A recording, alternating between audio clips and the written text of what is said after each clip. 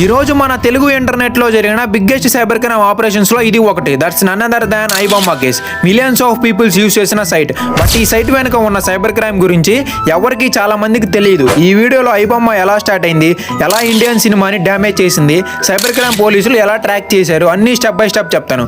వీడియోని ఎక్కడ స్కిప్ చేయకుండా లాస్ట్ వరకు అయితే చూడండి guys.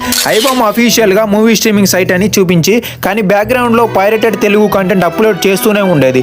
Website design clean ads తక్కువ. సో చాలా మంది లీగల్ సైట్ అని నమ్మేశారు. బ్యాక్ ఎండ్ లో మాత్రం డార్క్ వెబ్ లో బేస్ అయిన గ్రూప్ ఉండేది. వీటి సర్వర్స్ వచ్చేసి ఇండియాలో ఉండవు, సింగపూర్ అండ్ నెదర్లాండ్స్ లో ఉంటాయి.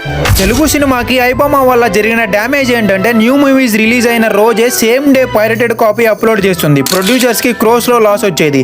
సినిమా థియేటర్ లో ఆక్యుపెన్సీ డ్రాప్ అయ్యింది. చాలా స్మాల్ మూవీస్ ఫ్లాప్ అయ్యాయి. ప్రొడ్యూసర్స్ కౌన్సిల్ వాళ్ళకి కంప్లైంట్స్ వస్తే government cyber security wing investigation start చేశారు. ఇన్వెస్టిగేషన్ స్టార్ట్ చేసిన ఆఫీసర్స్ ఫస్ట్ గా వెబ్సైట్ ట్రాకర్స్ చూశారు.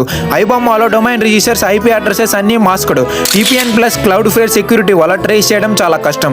బట్ ఒక మిస్టేక్, వెబ్సైట్ లో ఉన్న ఇంటర్నల్ ట్రాకింగ్ లింక్ ఒక సైబర్ టీమ్ కి క్లూ ఇచ్చింది. ఆ లింక్ ని ట్రేస్ చేస్తే ఆంధ్రాలో ఒక స్మాల్ గ్రూప్ మూవీస్ అప్లోడ్ చేస్తున్నారని తెలిసింది.